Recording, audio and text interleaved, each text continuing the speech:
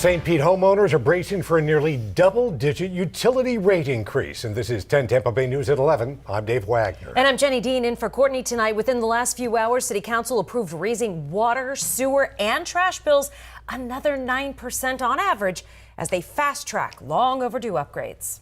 10 Tampa Bay News reporter Chris Hurst live right now outside St. Pete City Hall after attending that meeting tonight. And Chris, for most in the city, this means another $10 to $15 a month.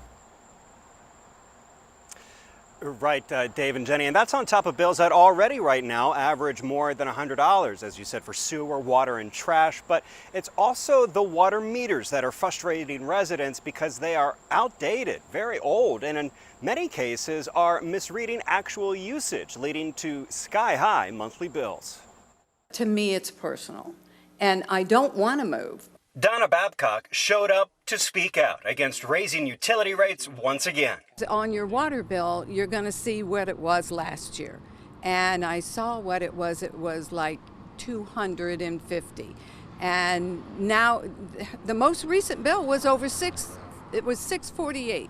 And was dismayed others didn't come to urge council to rethink asking residents to pay more. More people have got to show them that this is their home, and if they're raising it now, it will never go backwards. That may be because in August, council voted to advance the proposal, and many thought the hike was already a foregone conclusion. It's been an interesting kind of exercise. Our infrastructure is crumbling like it is, and they need to make up for it and try to get things taken care of. The largest increase is for stormwater, as the city will make residents pay into capital infrastructure projects more, fast-tracking many in response to failures during last year's hurricanes. Some tonight saying they're happy to pay a higher share.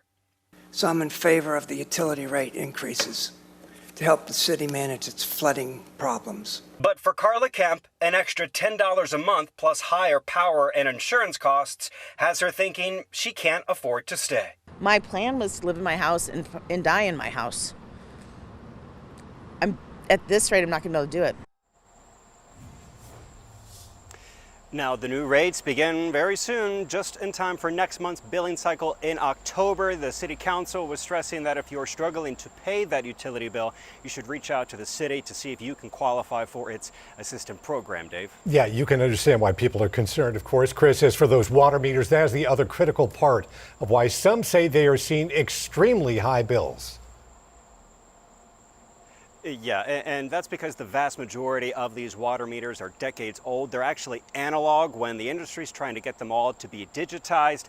And because of last year's hurricanes, that's when we saw this sudden surge of those really high water bills. Now, the city was going to start aggressively replacing those old meters in 3 years, but because of what we've seen just in the past year, they are already underway aggressively trying to replace all of those meters. Live in St. Petersburg, Chris Hurst, 10 Tampa Bay News.